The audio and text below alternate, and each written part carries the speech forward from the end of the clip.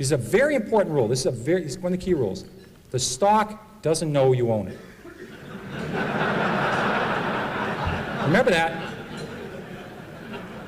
You could be a miserable person. You could have, never helped anybody, never done anything right, had 67 spouses, never done anything right. If you own Coca-Cola the last 50 years, it's gone up.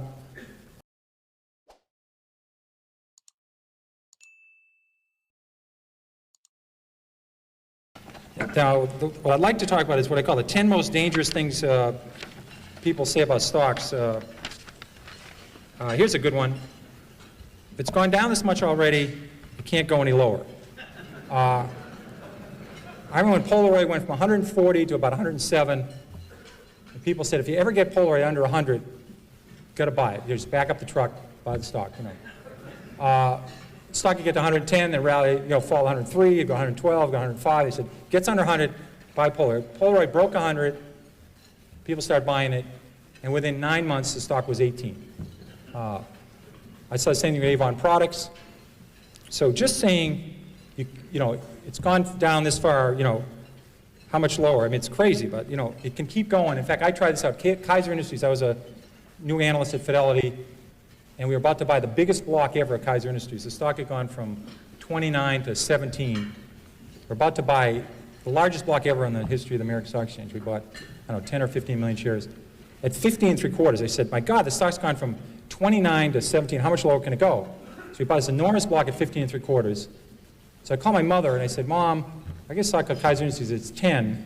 So about 3 months later, I said, you ought to buy this. It's gone from 29 to 10. How much lower can it go? Well, it went to 9, it went to 8, it went to 7, it went to 6, it went to 5, it went to 4. Now, fortunately for me, this happened very rapidly, or I'd be working at the Stop and Shop bagging behind the line instead of Fidelity. So fortunately, this was compressed in only about 6 months.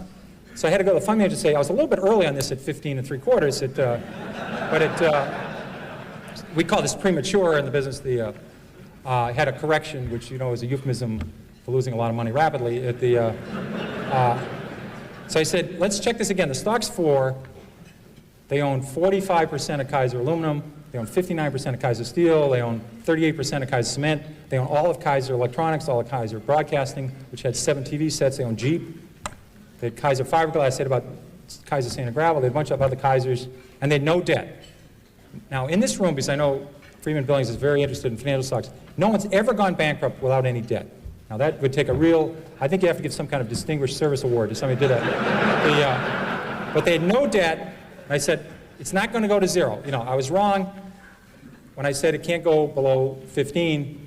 So we hung on, and within 3 years, they gave out the shares in Kaiser Steel, gave out the shares in Kaiser Cement, gave out the shares in Kaiser Steel and Aluminum, and they sold off all the businesses. You got about $55 a share.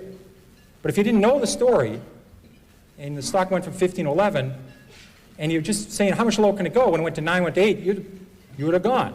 So you can't just say it can't go any lower, because I saw Taco Bell go from 14 to 1 in 1974, and they had no debt and making 60 cents a share. There's a corollary to that that's even more dangerous. If it's gone this high already, how can it possibly go lower? Higher, sorry. That Philip Morris, adjusted for splits, sold for 12 cents in 1951. And then it goes to 60 cents in 1961. So it goes up 5-fold, and you say to yourself, how much, it never sold for that, but just for splits, you say, how much higher can this go? It's gone up 5-fold. They missed the power of Marlboro. They missed there's 220 countries in the world. They missed the cash flow of the company. They missed everything. This stock was a 100-bagger after going up 5-fold. But people sold it just saying, how much higher can it go? Can't go any higher. They did the same at Home Depot. They did the same with Toys R Us. I did the same thing with Toys R Us.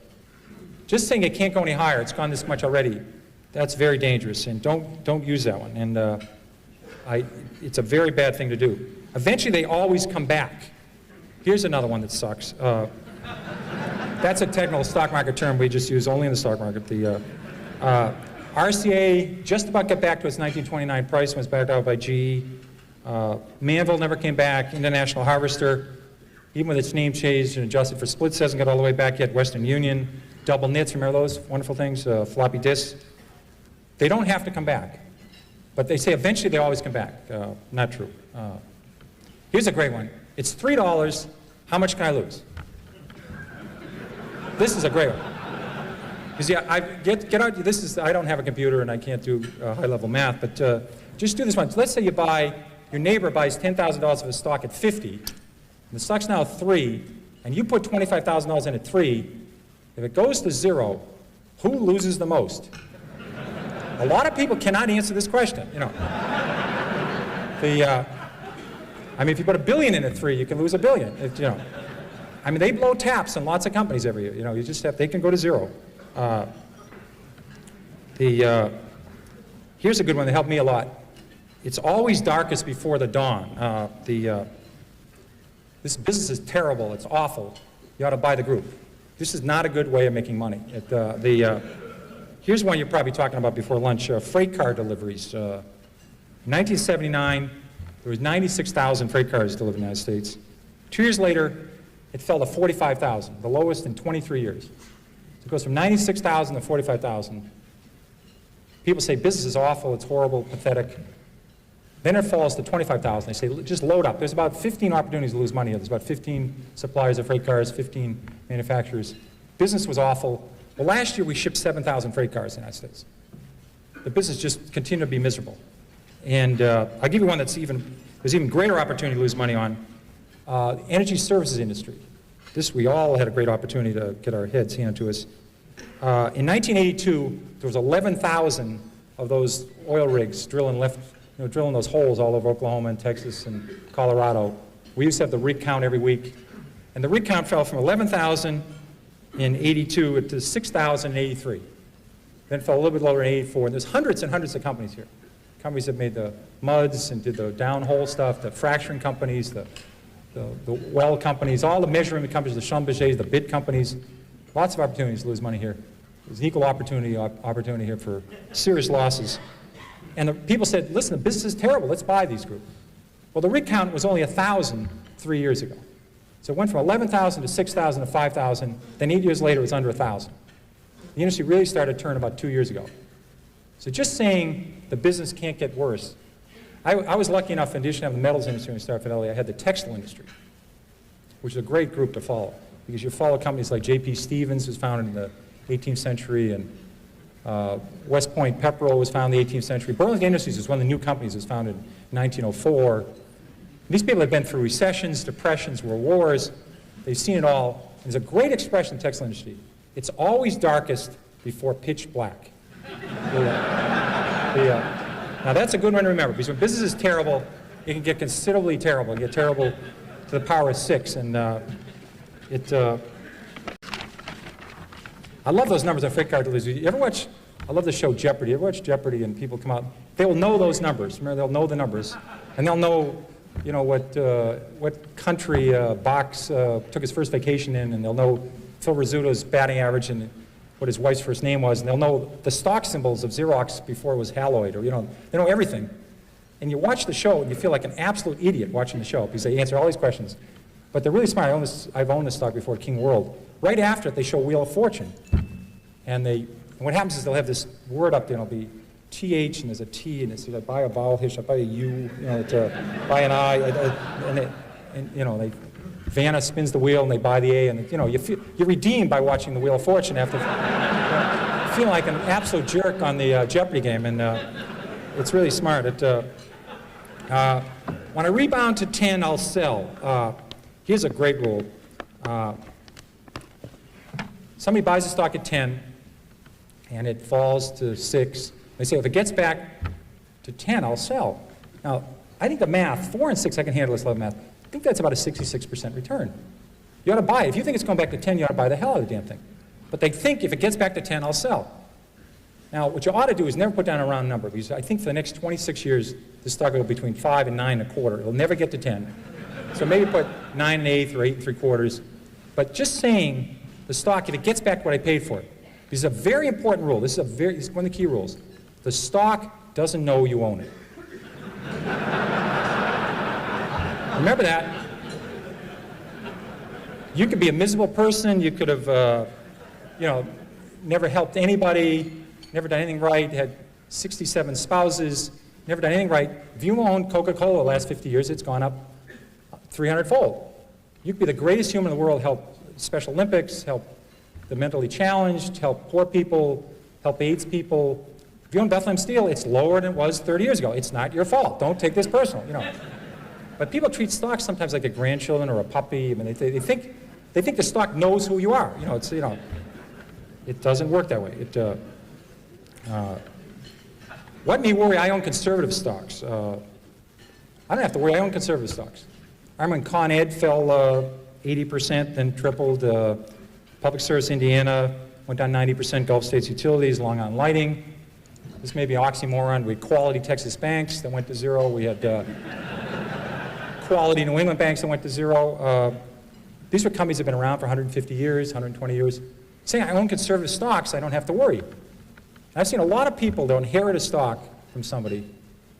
They'll say, you know, my mother said on her deathbed, don't sell the Long Island Lighting. You know, you always wondered, you know, she's going to heaven, or hopefully where she's going to heaven. You know, they talk about a Little League game or a vacation or a game of hearts they had, or imagine talking on your deathbed about Long Island Lighting. And you say, well, you know, but you get these stories all the time. And I think your mother would have noticed, she wouldn't have sold at 29, but she would have noticed they had this little plant that was about $6 billion over budget, and no one wanted it, and wasn't working, and Long Island stopped growing. So maybe she would have turfed it at 22 or got out at 18. She wouldn't have let it go to 4.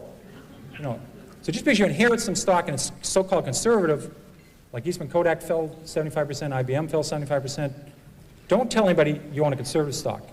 Companies are very dynamic. I don't buy that argument. Here's a very dangerous one. Look at all the money I've lost. I didn't buy it. People do this all the time. They say, I didn't own Blockbuster, I didn't own Home Depot, I didn't own Toys R Us. Eric, it was very nice to say some nice things about when I came up here, and Manny has been nice to me. I literally, one of my books listed on 2 pages, in the 13 years I ran Magellan, I listed, I think about 200 stocks, A through L, on the New York Stock Exchange. They went up tenfold or more that I didn't own while I ran Magellan. I had owned lots of stocks. I listed 200 stocks A through L. I stopped at the letter L, and I didn't own any of these shares. They went up tenfold or more, and I was able to do okay with Magellan. And people worry all the time about missing Microsoft, missing Western Digital, missing United Airlines. They spend all their time worrying about stocks they miss. You cannot lose money in a stock you don't own. That's a very important, the only way to lose money is buy a stock, have it go down, and sell it. That's the only way. And I swear that people, their spouse has to cut out the newspaper in the morning, cut out the C's, and the person will look at the M's, oh my God, Microsoft's up 3, you know, I was going to buy 1,000 shares of Microsoft, I lost 3,000 of Microsoft last night while I was sleeping, you know. I was going to buy 7,000 shares of National Semiconductor at 10, it's now 17, I just lost $49,000 on National Semiconductor. They do this all the time. They have to cut holes. Thank God Blockbuster finally went away, because that was early in the alphabet. People would always be looking how much they lost on Blockbuster. I missed that one, I'll catch the next one. That usually does not work. Toys R Us, there was a lot of copycats of Toys R Us. There was Child World, there was Lionel, there was copycats of Home Depot. Buying the next of something usually doesn't work. It's very bad. It's like buying on dips. I think it's always better buy from dips. I always thought it was a better rule than buy on dips. You may have to explain this to some other people. This is another technical term you may have to explain after hours what a dip is. They usually refer to it as plurals, dips. I never heard dip. You know, he's a dip, she's a dip. They usually only the plural tense for it. And it's a gender non-specific. It's usually plural. Dip is never used. Stock has gone up, I must be right. Stock has gone down, I must be wrong. I'm convinced that people do this all the time. They buy stock at 10, they buy a little bit of it, it goes to 13. They now say they don't know anything more about it than they knew when they bought it at 10. They have no idea what this company does, but it's gone to 13. Now they take a second mortgage in their house and buy it at 13. The best thing that could happen for us is the stock go directly from 10 to 4 for these folks. You know. It's going to go to 4 eventually, but it goes to 13 in the middle. They're convinced now, they bought 100 shares at 10, now they buy 20,000 at 13.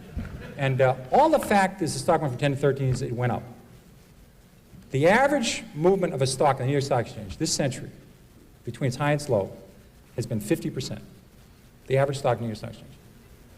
That means the stock started the year 20, sometime during the year sold 16, sometime during the year sold at 24, might have finished the year 21, might have finished the year 19. The average range of a stock in the New York Stock Exchange is 50% in 12 months, between its high and its low.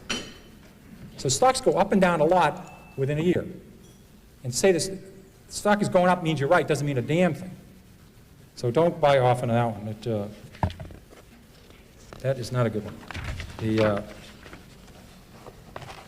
Avoid long shots. These are the companies that, we have this very technical term for this called whisper stocks. Everybody familiar with whisper stocks? They're great. Somebody call you up and they'll say, hi Pierre, how's Carolyn's, how's Beth doing, how's Annie, how's Mary, have you played any golf? And then they'll say, I want to talk to you about international blivet. And the next, they'll get one of those, they'll get a shorter term in those places where they have Nordic tracks and they put them away and they don't have to make big rocks into small rocks. They just watch movies and they have Nordic tracks, but they will not get these people if they whisper into the phone. And these are always these long shots. You know, these are the stocks that are going to grow hair and make your kid have better spelling and your breath's going to improve and you won't have to iron your pants. I mean, it's one of those stocks and they always do everything for you. But they're missing, they don't have any sales yet. You know, that's the missing element to the story. The story is sensational. There's no profits here, no sales yet, but my God, if this works, it's going to be the next Xerox, you know, and it's going to help Murr and space and everything. It's a very, very good deal. Now, this is not a long shot. This is a no shot. You have to separate these out. I've tried 30 of these. I have never broken even on a long shot. Never. I've made 25, 30 times my money on some stocks. I never thought about Sallie Mae or MBIA or Fannie Mae or some of the banks or Stop and Shop. I'd make 20 times the money, 30 times the money. I had no idea. I thought the stocks were going north. I had no idea. You look back 10 years later, you say, my God, I made a lot of money in this thing. The ones I went into thinking I could make 4 times my money, I've never broken even. So don't do the long shot, guys. They don't work. They simply don't work. And again, if a stock's 3 and it has huge potential, write down the story, take the stock symbol. If it's going to 300, it's okay to buy it at 15. Check in later. Check a year later. See if it's still listed. See if it still get a quote on it. See if they still have any earnings yet. But if it's going, write the story down. Some of these work. I haven't heard yet, but maybe they will work. But it's worth tuning in 6 months later.